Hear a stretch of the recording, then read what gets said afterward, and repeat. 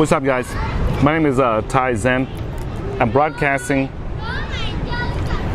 from District 7 in Ho Chi Minh City, and I'm eating some cashews right now from one of my subscribers here in Vietnam who gave it to me. I guess he's from a specific village where they pick nothing but cashews. So he saw me at one of the meetups here in Ho Chi Minh City and gave me a couple of these, which is really nice. They got the skin on them, which I'm not used to seeing this in America. Normally when they sell these cashews in America, they take the skin off so it's brown, okay, like this. It doesn't have the skin on there. So I'm gonna eat some cashews and share with you guys, talk a little bit about risk, okay? This channel is about trading, investing, and entrepreneurship. And we're focusing on the cryptocurrency market this moment because it's the hottest market on the planet right now. So we're not going to jack around with the Forex market, the commodities market, or any of the stock market, or any of those, okay? We want to focus our time, effort, and energy into the hottest market and the one that gives the most bang for the buck, okay? So behind me is the apartment complex, okay? It's built by a developer called Novaland, okay? In Vietnam, in America, the equivalent type of real estate developer would be something like Toll Brothers, right? Because Novaland focuses on upper high-end luxury, the high-end and the luxury market. So that's what they're building here, okay? I got this beautiful, nice infinity pool behind me. Now, when Novaland came out with this apartment complex, this luxury complex here, with just the blueprints only, you can get a 2-bedroom for like 2.8 billion dong, the Vietnamese dong, okay? It's not a very popular currency out in the world that's traded in, right? It's called the Vietnamese dong. And you don't have to look up to see what the conversions are for 2.8 billion dong to the US dollar. It's about 23,000 dong per US dollar. You don't have to do the math. Just listen to the percentages that I'm going to share with you guys. When they came out with the blueprint, they came out with it, and it's 2.8 billion dollars. Billion dong, I mean. Not dollars, but dong, for a 2-bedroom. And it's close to 100 square meters, okay? And what happens is you put like a 10% deposit on that, and then after about 6 months or a year, they're gonna start pouring the foundation. Like when you put that, they show you the blueprints, and they take the deposit from you. This whole area right here is nothing but rice paddies. It's in America, we would call it swampland, okay? There's water, probably up to your knees, up to your waist. So they have to pump mud, fill it in before a truck can even drive on there. And a bulldozer and a scavenger and a backhoe and other construction equipment can even get on here to even start, hammering the pilings, the concrete pilings into the ground to build the foundation, okay? But after 6 months, 12 months, right? They get a building permit, and they get the pilings, the concrete pilings in place to form the foundation, and they pour the concrete for the foundation. At that point, they usually require you to pay another 10%, and then after they build 5, 10 floors, they require you to put up an additional 10%.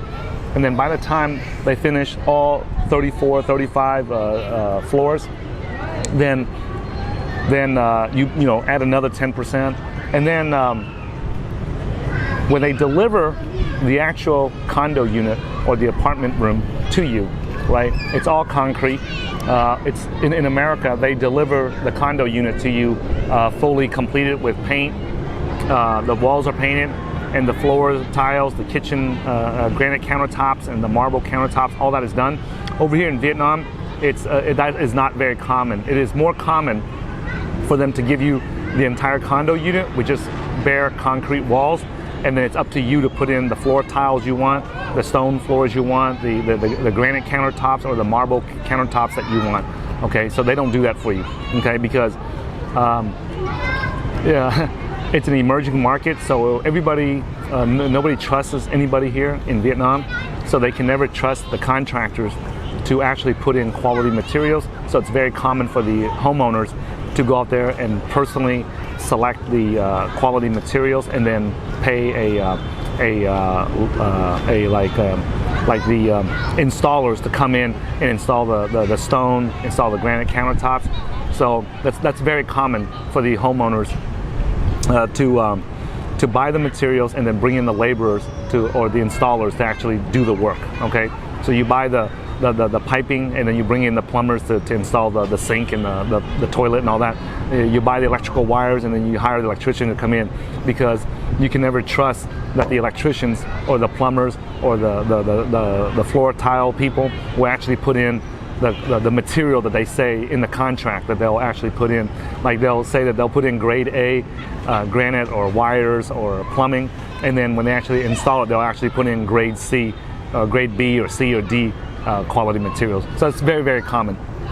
Okay, so then when they finish, when you receive the condo unit, right, and you finish, now along the way, by the time the concrete has been poured for the pilings, okay, and the foundation, we originally paid. If you originally paid 2.8 billion for it, now it's worth about 3 billion. By the time they get to the 5th floor, your condo unit, even though you only paid an additional 10%, that condo unit is now worth like 3.1, 3.2 billion. By the time all 35 floors have been built, right? They haven't delivered the condo unit to you yet, but by the time they finish the roof and everything on the 35th floor and it's done, then the condo unit now sells for like, 3.4, 3.5 billion. Now keep in mind, we started with 2.8 billion, okay?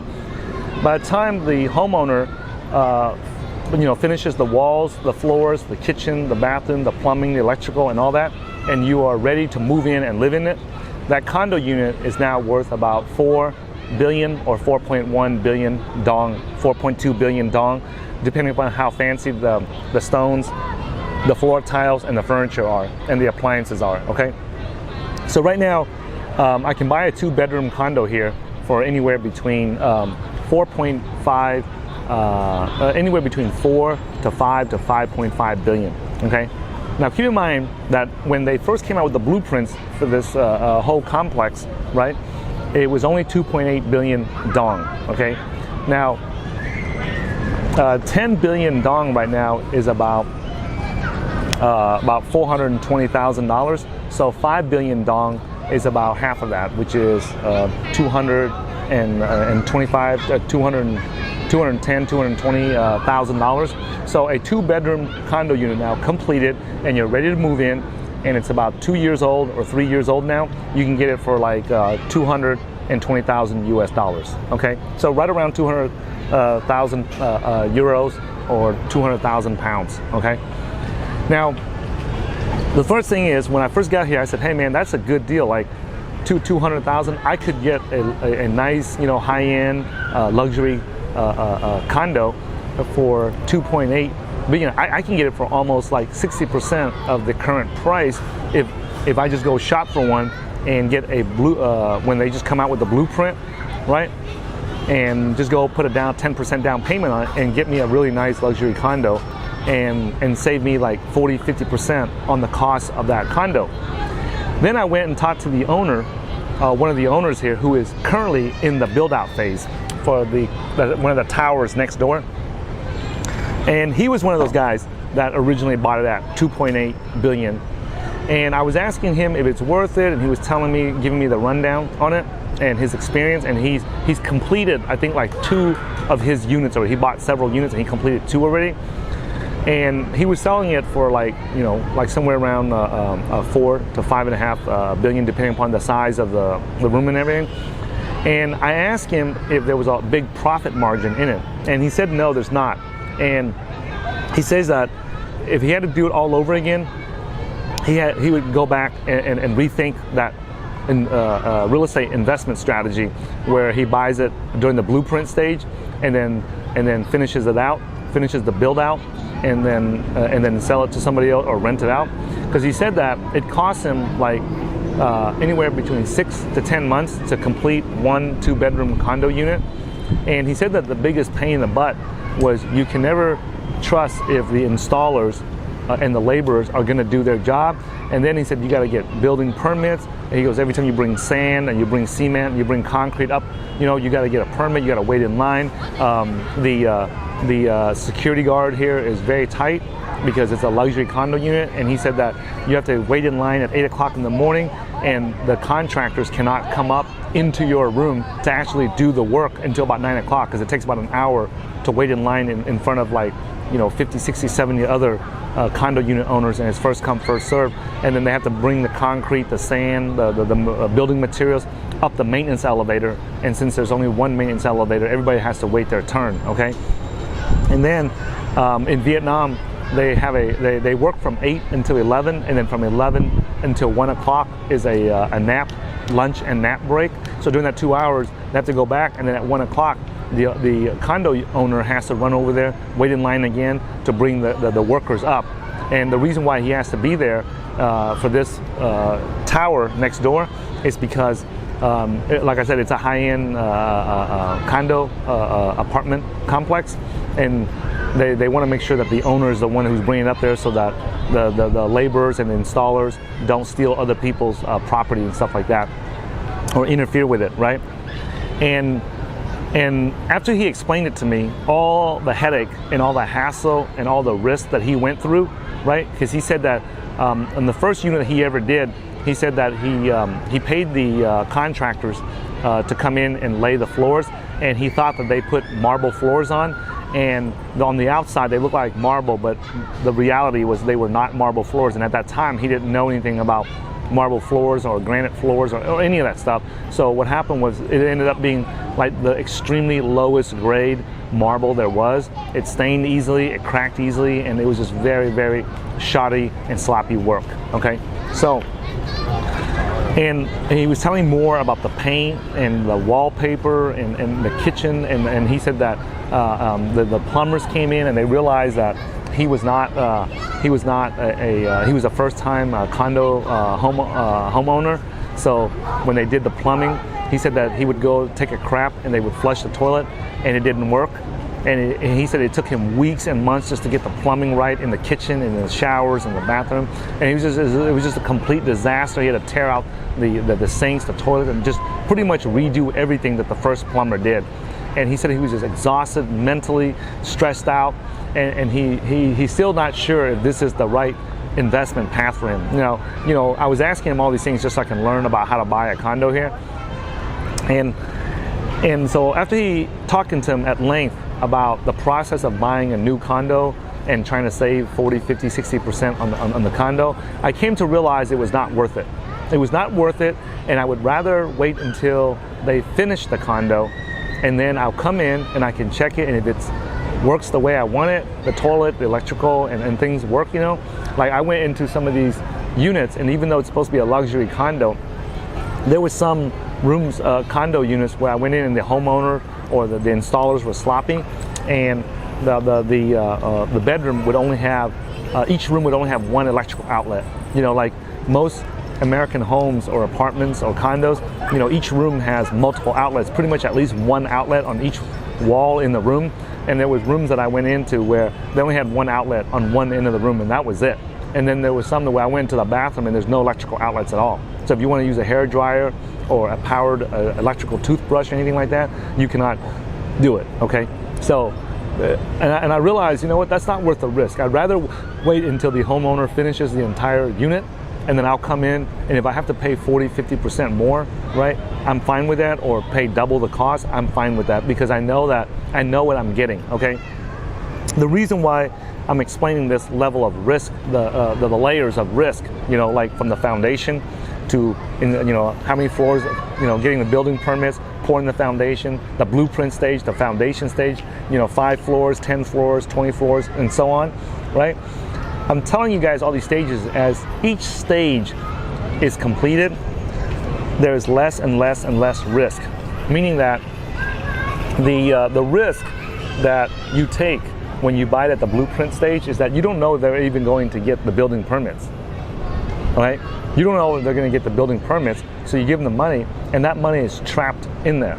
And then they get the building permits and they pour the foundation. You don't know if they're going to finish, the contractors, the developers are going to finish the actual building. They pour the foundation and boom, that's it. So you go around Ho Chi Minh City and there's areas where they pour the foundation and they're not done. For whatever reason, they lost money, you know, because it's a communist country. Sometimes they didn't pay off the right people in the government and they lose the building permit, or the inspection didn't go through and they can't build anymore.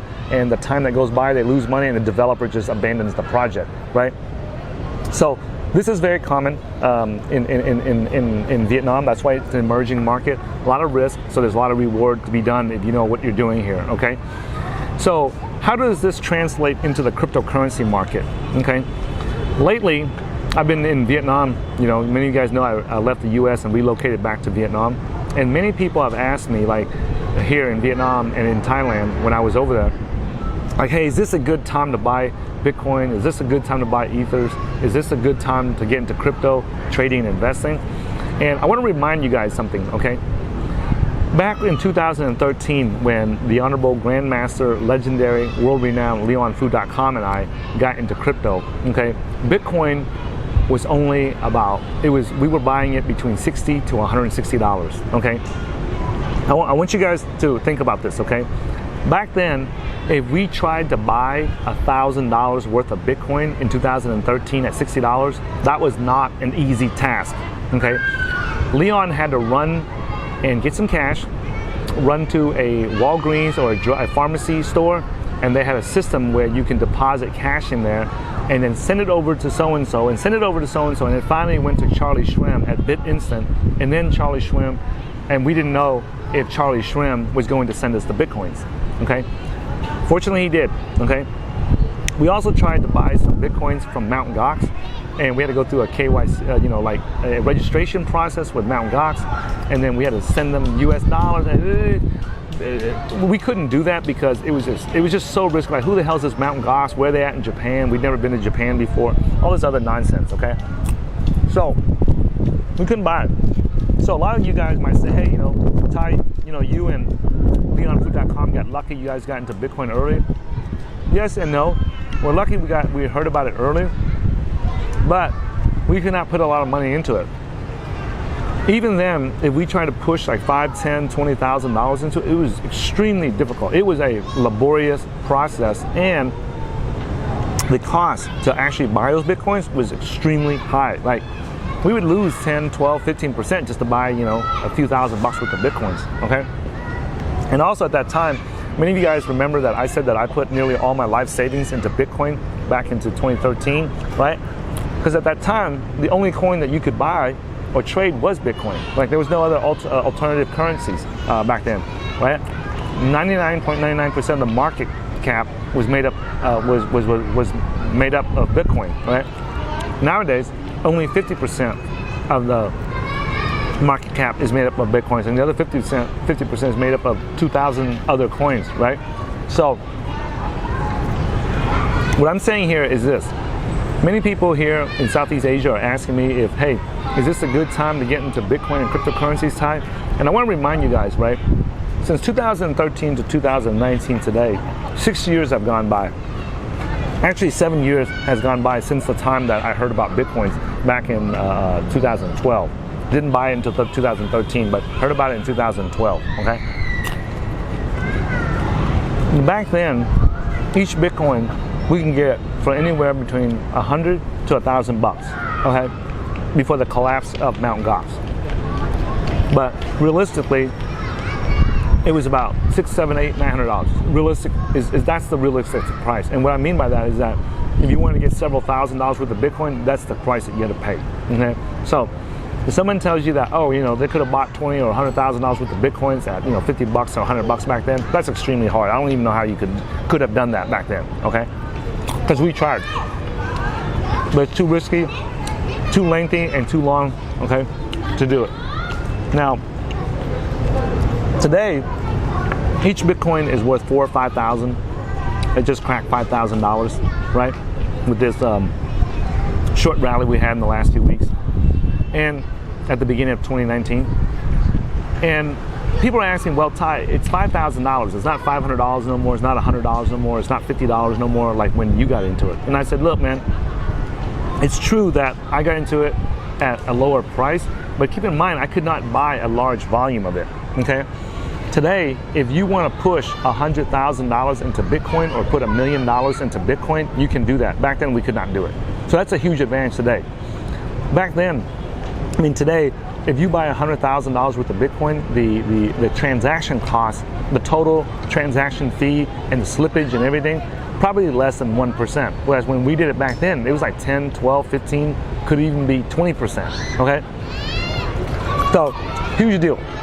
Better volume, better liquidity, tighter spreads, better, less slippage, lower transaction fees. And here's the thing. Here's the number one risk that you guys don't have to endure, okay? Back in 2012, 2013, 2014, and even 2015, there was a lot of people calling Bitcoin a scam. And I'll be honest, even in 2015 and even going into late 2015, I was still in the back of my mind worried that Bitcoin was a scam, okay? And or that it will never get adopted and no one's ever gonna use it, okay? Today, in 2019, 6-7 years later, we now see that there's 2,000 and something coins. The list is growing every day. There's massive exchanges, the amount of volume. Every news channel is talking, financial news channel is quoting the price of Bitcoin, okay? Every major exchange, traditional exchange like the Chicago Mercantile Exchange, like the New York Stock Exchange, like the NASDAQ, they all have a Bitcoin price index somewhere. They quote the price of Bitcoin. They have futures products on Bitcoin. They have all kinds of stuff, okay? They have IRAs on Bitcoin. Back then, there was none of that stuff. Today, we have hardware wallets. We have tighter security. We have two-factor authentication at the exchanges. We have so much things that's going for us today. And if I look back, compare the safety that I have and the lower risk that I have today to get into crypto, I might prefer getting into crypto today than I did 6-7 years ago, because LeonFood.com and I have lost a ton of money and a ton of crypto during the last 6 years because of no hardware wallets. Like pretty much every exchange that we use to buy crypto has been hacked and went out of business except for Coinbase, okay? There's new ones that come up like Binance and Bittrex and things like that, but pretty much all the ones that existed from 2012 until like 2016, right? They all went out of business, okay? They all got hacked and they're out, they're done, okay? So, you might think that the price of Bitcoin at $5,000 is high, but you have to think, you don't have to assume the risk of no hardware wallets, scams, exchanges getting hacked, scams, all kinds of stuff. Today, Bitcoin is part of the financial fabric. It's not going away. Crypto, not going away, okay? It's not going away anytime soon. And because of that, it is like buying these apartment complexes, these condos here, when it's already built out, it's already constructed. You don't have to worry about the risk of, are they going to get a permit? Are they going to finish building the tower? Are they going to have people living in it? Are they going to find the right management company? Okay, so when people here in Southeast Asia ask me, is this a good time to buy Bitcoin? Is this a good time to buy Ethereum? Is this a good time to get into crypto, right?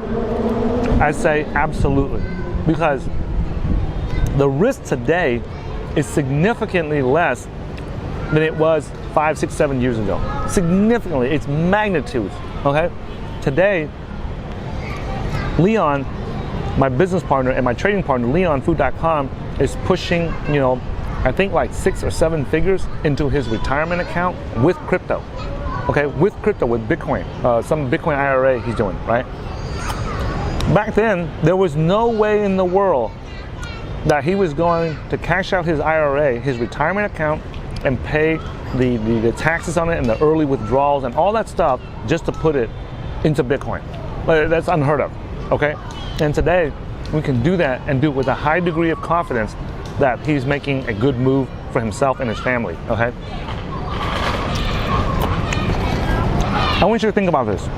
5-6 years ago, can you imagine someone saying that they're going to leave the US because of Bitcoin?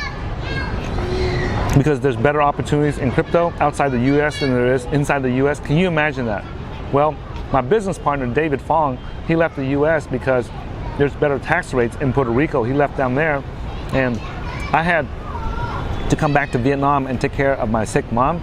And I also had to solve the tax issues, okay, in crypto. And there was a lot of cryptos and a lot of exchanges I could not use inside the US.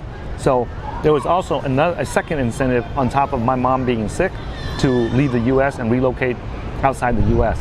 So can you imagine telling someone that they need to leave the US to get to participate in the crypto market 5, 6, 7 years ago? That's unheard of. That's crazy. But today, there are hundreds of people that are flocking to Puerto Rico. There's hundreds of people that are leaving the US just so that they can take advantage of the crypto market, okay? So when you're getting into it today, there's so much less risk than it was 5, 6, 7 years ago when I got into it, okay? So I don't want you guys to be scared, okay? When somebody tells you that this nonsense, all this stuff, remember, look at the volume today, okay? Look at the volume. Go to coinmarketcap.com and look at how much volume of crypto was traded back when the market was at 100 billion market cap, at 200 billion market cap, and look at the amount of volume that's traded today. It's like 3, 4, 5 times as much volume, okay? If this market is going to die, the volume would not be increasing like that, guys, okay? Don't let the idiots, the broke asses, and the dumb idiots who do not trade for a living or invest in crypto for a living tell you otherwise, okay? Everyone on our team trades crypto and invests in crypto for a living. That is our full-time gig, okay? Matter of fact, we don't even have to do it anymore because we made enough money to retire off of it, okay? So, I just want to remind you guys that, okay?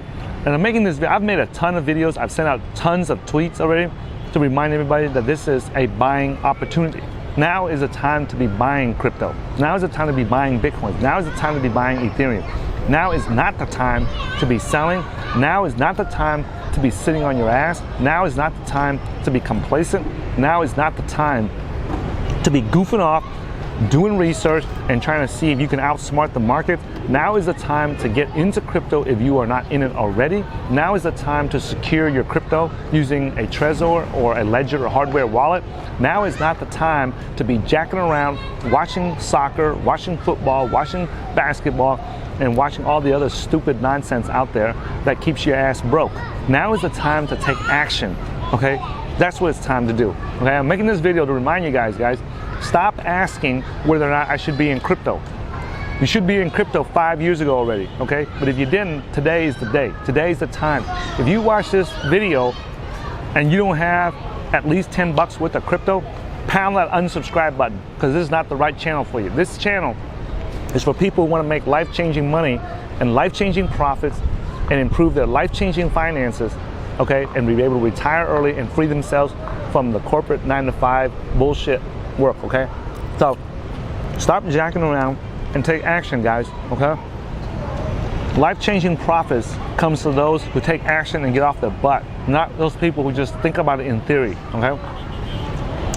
And I'm gonna leave you guys with some of my experience and the mistakes that we made, okay?